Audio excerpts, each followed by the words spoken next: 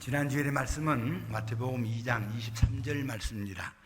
나사렛이란 동네에 가서 사니 이는 선지자로 이렇게 시작됩니다. 그 말씀을 함께 외워보겠습니다. 시작. 나사렛이란 동네에 가서 사니 이는 선지자로 하신 말씀에 나사렛 사람이라 칭하리라 하심을 이루려 하심이라.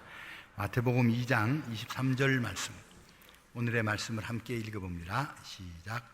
우리가 너희를 위하여 기도할 때마다 하나님 곧 우리 주 예수 그리스도의 아버지께 감사하노라.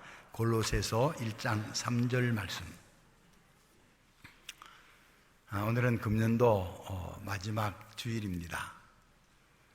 2015년도 우리 교회가 추구한 그 가치는 영성이었습니다. 영성이 무엇인가? 그럴 때 여러 가지 영성에 대한 해석이 있었지만 영성은 하나님을 가까이 하는 것이다, 이런 우리가 정의를 내리고 하나님과 가까이 하는 그런 일들을 애써왔습니다. 연초에 두 번의 영성 수련회를 통해서 우리가 어떻게 하나님을 가까이 하는가 하는 것들을 훈련했는데, 먼저는 하나님의 말씀을 통해서 내게 주시는 하나님의 음성을 듣는 훈련들을 했습니다. 그래서 하나님 말씀을 읽고 또 들을 때 그 말씀이 오늘 내게는 어떤 말씀으로 들려주는가 하는 그런 말씀을 훈련을 했습니다. 그리고 하나님께서 만들어 놓으신 자연 속에서 역사하시는 하나님의 모습을 보면서 그 창조주 하나님과 자연을 거닐면서 하나님과 함께 걷는 그런 훈련도 우리가 함께 했습니다. 그리고 진흙을 만지고, 그리고 진흙을 얼굴에 바르면서 하나님께서 진흙으로 사람을 창조하셨는데 나를 이 진흙을 통해서 창조했지, 그러면서 우리가 이 창조의 손길을 경험하는 그런 시간도 가졌습니다. 기도는 하나님을 가까이 하는 은총의 수단임을 느끼게 했습니다. 성경은 여러 가지로 우리에게 가르쳐줍니다. 신명기 4장 7절에는 우리가 그에게 기도할 때마다 우리에게 가까이 하심과 같이 이렇게 말씀하고 계시고, 시편 73편 28절에는 하나님께 가까이 함이 내게 복이라 그렇게 말씀하시고, 또 야고보 4장 8절에는 하나님을 가까이 하라 그리하면 너희를 가까이 하시리라 이렇게 말씀하고 있습니다. 영성은 요한복음 4장 24절에 있는 말씀을 우리가 주제로 했습니다. 하나님은 영이시니 예배하는 자가 영과 진리로 예배할지니라 이렇게 말씀하고 있습니다. 오른편에 영성, 그리고 큰 글씨로 기록되어 있습니다. 큰 소리로 다 같이 한번 읽어봅시다. 시작. 하나님은 영이시니 예배하는 자가 영과 진리로 예배할지니라. 아멘. 하나님은 영이십니다. 그러므로 예배하는 자가 영과 진리로 예배하라고 그렇게 말씀을 하고 있습니다. 본래 하나님께서는 사람을 영적 존재로 창조하시고, 그리고 하나님과 사람 사이에 교통하도록, 교제하도록, 소통하도록 그렇게 지으시고, 에덴 동산에서 아무런 두려움 없이 사람들은 하나님을 만나고 하나님의 음성을 듣고 하나님과 대화하는 그런 삶을 살았던 것이 성경에서 이야기를 하고 있는 그런 내용들입니다. 그런데 그만 아담이 범죄함으로 말미암아 하나님과의 교제가 단절됐고 하나님을 두려워하는 존재로, 하나님을 만나려고 하면은 두려운 존재로 그렇게 만나게 되는 그런 일들이 생겨나기를 시작했습니다. 이후에 이제 이 사람은 육체를 가지고 살기 때문에 늘상 영적인 교제가, 하나님과의 교제가 단절되고 난 뒤로는 어디에 집중을 하고 사느냐 하면은 자꾸 육신의 삶에 집중하고 사는 그런 삶을 살게 됐습니다. 로마서 8장에서는 이렇게 말합니다. 5절에 육신을 따르는 자는 육신의 일을, 영을 따르는 자는 영의 일을 생각하나니 육신의 생각은 사망이요 영의 생각은 생명과 평안이니라. 그래서 우리가 하나님과 교제가 단절된 그런 인간의 삶은 육신을 가지고 살기 때문에 늘상 무슨 생각을 하고 사느냐 하면 육신의 생각을 하고 산단 말이죠. 그 육신의 생각은 어디로 가느냐? 결국은 사망의 길을 따라가는, 그 길을 따라가는 육신의 길을 따라 사는데, 영의 생각은 생명과 평안이라 그렇게 말씀을 하고 있습니다. 여러분, 그래서 영성의 가치는 우리가 생명과 평안인 영성의 가치인 영을 추구하는 그런 삶을 우리 지난 이제 1년 동안 살아오면서 우리가 영성 온도 높이기를 해보고 그러는 가운데 우리가 이제 100만도의 영성 온도 높이는 일에 모든 무대에 참여해가지고 그래서 앉으면 성경 읽고 앉으면 찬송 부르고 뭐 이런 일들을 우리가 몇 달 동안 계속했던 그런 경험들을 가지고 있습니다.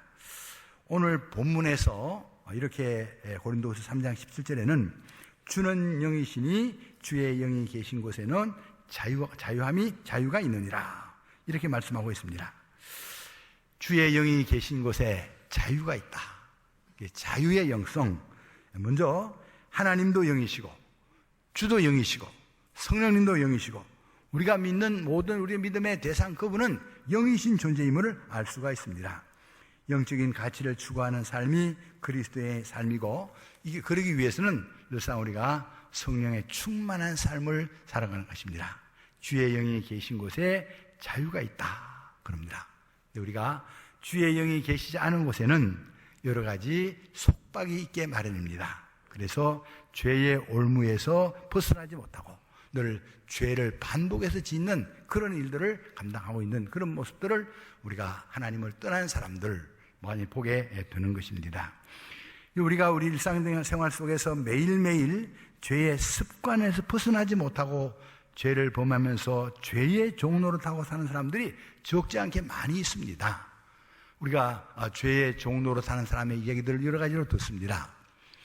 몇 해 전에 이주일 씨라고 하는 분이 일산에 있는 암센터에 와서 이제 치료하면서 이제 나와서 이야기하는 중에 텔레비전에서 이야기하는 중에 내가 몇 해 전만 알았더라도 내가 이런 삶을 되지 않았을 텐데 그러면서 담배를 끊지 못해가지고 이제 몇 갑씩 하루에 피우다가 폐암이 걸려서 세상을 떠나는 그런 모습을 봅니다. 끊어야 되는 줄은 아는데 끊지 못하고 그것에 종이 돼가지고 끌려다닌단 말이죠. 이런 습관의 종이 된 사람들이 있습니다. 또 술의 종이 돼서 이제 술의 종 노릇하면서 끌려다니는 사람들도 있습니다. 우리 교회 옆에 대각선으로 있는 건물 카프 병원이라고 하는 병원은요, 알코올 중독자 치료하는 병원입니다. 그 병원에는 늘상 여기에 매일매일 여기에 종 노릇해서 이제 그걸 마시지 않고는 생활할 수 없는 그런 사람들로 살다가 어떻게든지 그걸 끊어보려고 병원에 입원하기도 하는데 그 이제 술을 끊는 사람들의 이야기를 들어보면은 의사 선생님보다 술을 더 많이 끊게 하는 곳이 어디냐? 교회라고 그럽니다.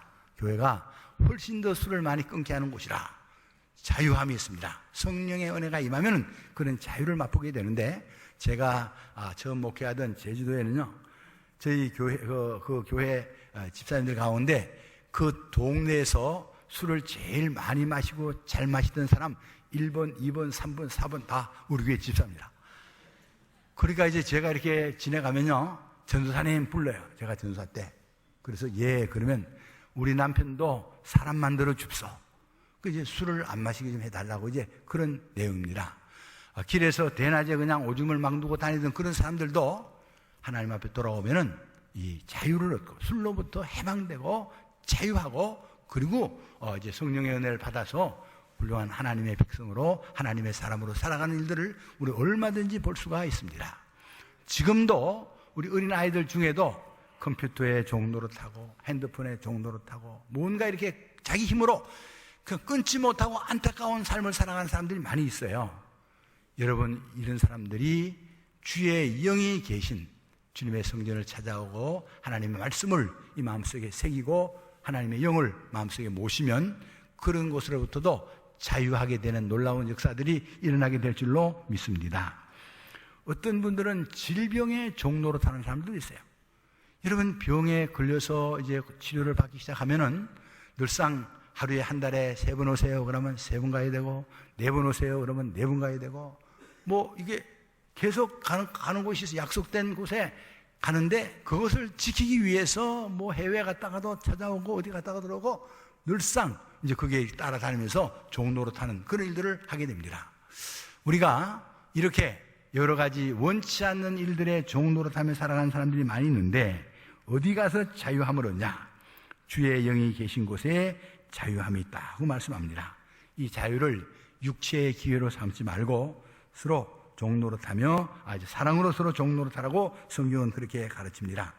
우리가 이런 데서 벗어나려고 하면은 영적인 영을 추구하는 삶을 살아가서 성령 충만하고 말씀 충만하고 기도 충만해서 하나님이 다스리는데 우리 자신을 맡기고 전적으로 순종하면 하나님이 주신 자유를 가지고 마음껏 자유를 누리며 살아가는 이런 은혜가 있을 줄로 믿습니다.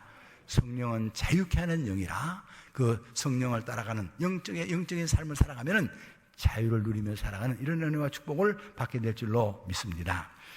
주님의 영이 충만하면 하나님께서 그 마음속에 기쁨을 허락해 주십니다.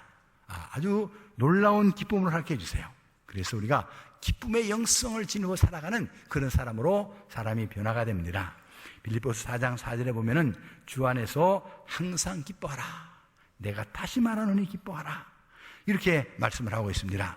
바울 사도가 이렇게 기뻐하라고 하는 말씀을 할 때 그 자신이 그냥 엄청나게 기쁜 일이 있어서 기뻐하라고 하는 것이 아니고요. 그는 지금 감옥에서 편지를 쓰면서 밖에 있는 사람들에게 기뻐하라. 내가 다시 말하노니 기뻐하라. 내가 항상 기뻐하라. 그렇게 말씀하고 있는 것은 그의 삶을 그는 살아가는 동안에 이 근심도 있고 기쁨도 있는데 기쁨을 선택하기로 결정을 했습니다. 우리가 살아가는 이 세상 속에서는요, 근심이 언제나 있습니다. 기쁨도 있습니다. 근데 그 가운데 하나님이 자유를 주셨어요. 네가 어떤 거 선택할 거냐? 나는 기쁨을 선택하겠습니다.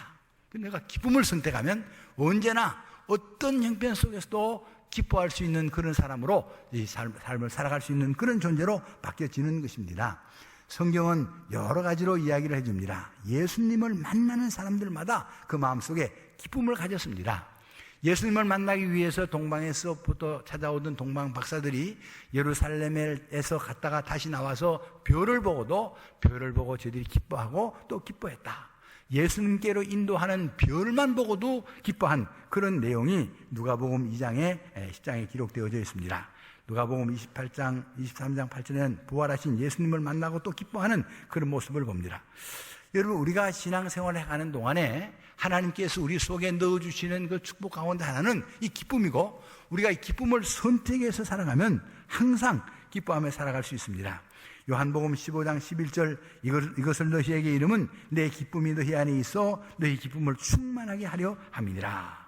무슨 일을 하든지 기뻐하며 즐거워하면 참 신기합니다. 기쁨의 열매가 맺힙니다.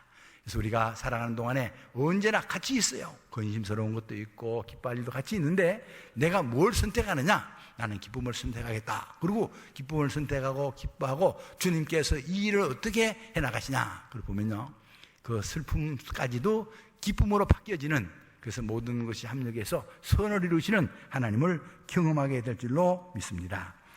자유가, 주의 영이 있는 곳에 자유가 있고 근심과 기쁨이 있을 때 우리가 기쁨을 선택해서 그 마음속에 담고 살아가면 모든 것이 합력해서 선을 이루는 이런 놀라운 역사가 나타나게 되는 것입니다. 바울 사도가 사도행전 16장에 보면은 지금 복음을 전하다가 감옥에 갇히는 그런 모습을 봅니다.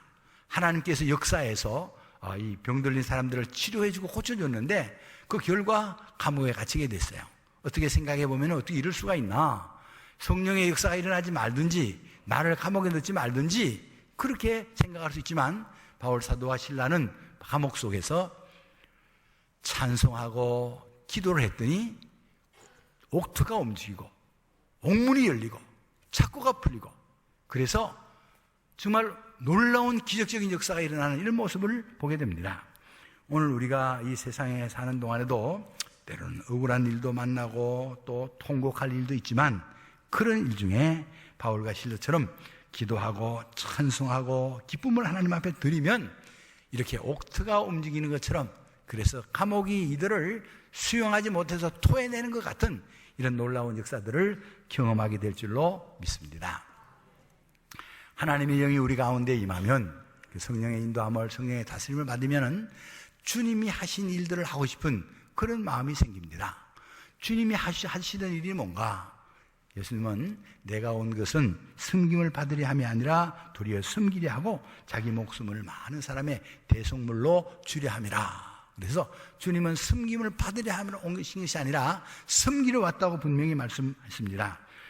성령 충만한 성도들의 삶의 모습을 사도행전 2장에 보면은 믿는 사람들이 다 함께 있어 모든 물건을 서로 통용하고 또 재산과 소유를 팔아 각 사람 필요를 따라 나누어주며, 그래서 물질로 섬기는, 그래서 성령 공동체의 초대교회는 물질이 풍성해지는 그런 모습들을 우리가 바라봅니다. 저들이 섬기는 일을 감당했습니다.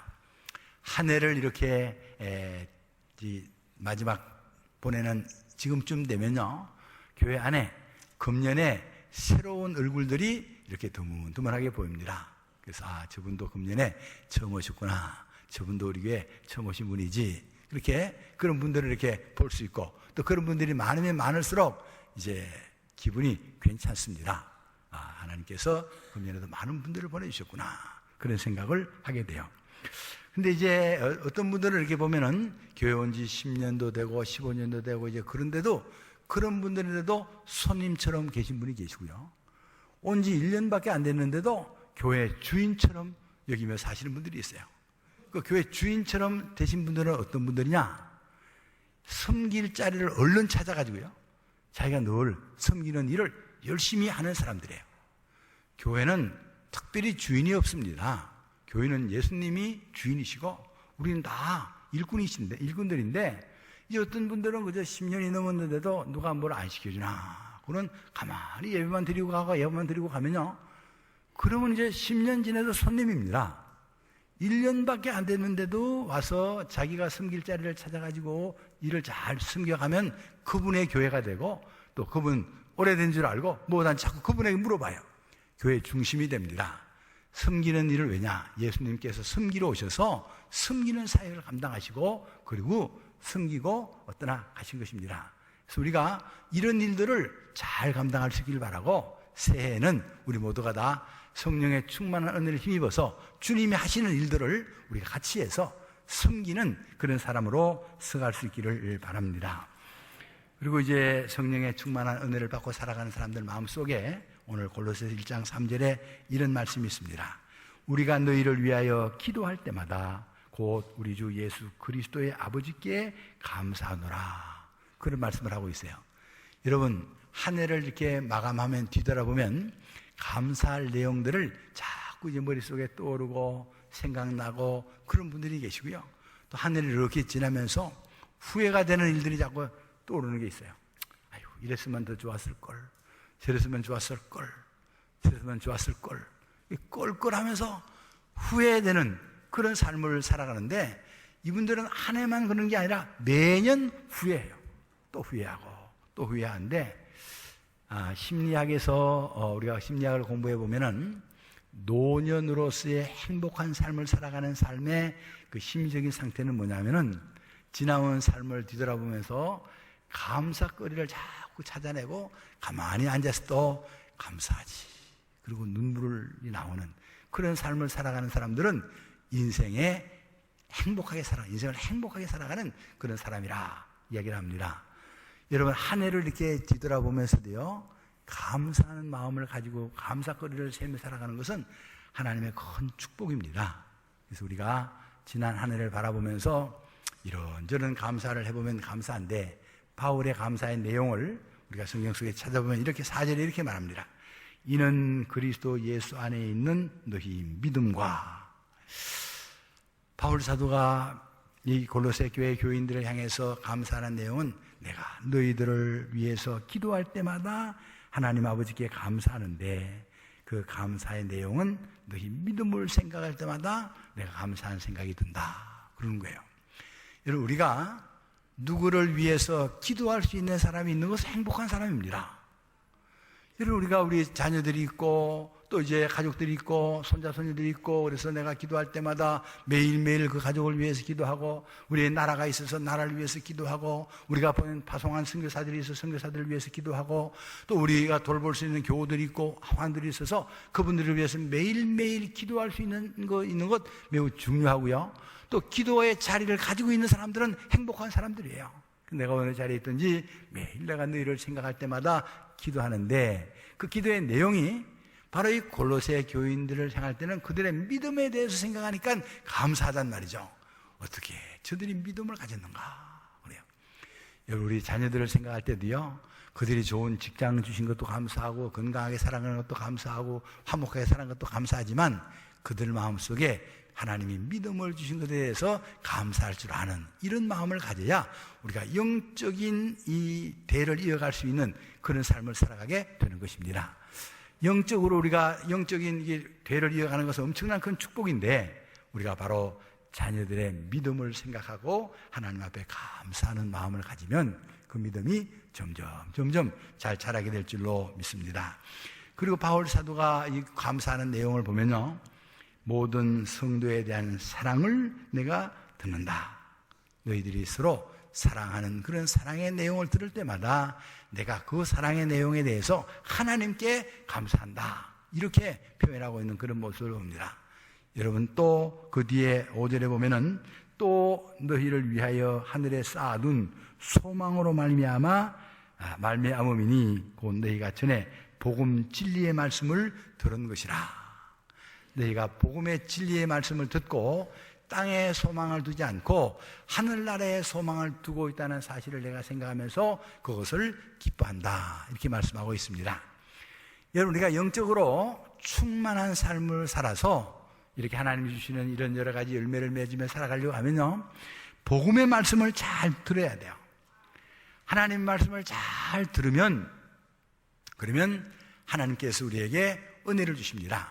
그것을 또 열심히 공부를 해야 돼요. 말씀을 듣고 깨닫는 것 중요합니다. 그 깨닫고 그것을 순종을 하면 성령의 역사를 우리가 체험할 수 있는 이런 일들이 경험되는 것입니다. 매주일 목사는 설교를 준비해서 이렇게 말씀을 전합니다. 어떤 분들은 목사님 은혜 받았어요, 그러고 나가시는 분들도 계시고, 또 어떤 젊은이는 이렇게 말합니다. 목사님, 오늘 재미있었어요. 그래서 젊은 사람이 마음속에 은혜를 받았다 하는 그런 표현의 말을 재미있다, 그렇게 표현하는구나, 내가 그렇게 해석은 하지만 그래서 조금 마음은 그래요. 여러분, 은혜 받았다고 하는 말의 내용 속에는 기쁨을 얻었다는 뜻이 포함되어 있어요. 오늘 설교를 듣고 또 누가 장로님이 기도할 때 내가 드릴 기도를 장로님이 대신해 주는 것 같아서 기쁨을 얻었다. 또 찬송 부를 때 내가 좋아하는 그런 찬송을 내가 오늘 불렀구나, 그래서 그 찬송 부를 때 기뻤어요. 이런 일들은 은혜 받은 사람들에게 나타나는 그런 역사입니다.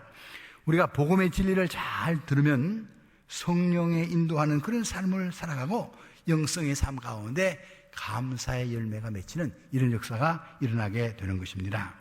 어떤 조건 때문에 감사하는 것이 아니고 조건 불구하고 감사하는 그런 삶을 살아갈 수 있게 되고, 그러므로 감사하면 점점 감사의 조건이 많아지는 감사의 기적을 체험할 수 있게 되는 것입니다. 하나님을 가까이 합니다 하면 하나님은 영이십니다. 우리가 영적인 사람이 되어가는데 주의 영이 계신 곳에는 자유함이 있고, 이 자유를 통해서 섬김의 영성, 기쁨, 감사, 이런 영성이 충만해서 새해에는 더욱더 하나님과 가까워지는 하나님의 백성들이 다 되시기를 주님의 이름으로 축원합니다. 아멘. 기도드리겠습니다. 변함없는 은혜로 돌보아 주시는 하나님 아버지, 참 고맙고 감사합니다. 놀라운 하나님의 은혜와 사랑, 축복, 그리고 지난 1년 동안 하나님께 주신 여러 가지 은혜들을 생각하며 영적인 사람이 되고 영의 인도함을 받고 살아가는 하나님의 백성들이 다 되게 하여 주옵소서. 영성을 추구하며 살아가는 저희들이 되도록 축복하여 주옵소서. 예수님 이름으로 기도드립니다. 아멘.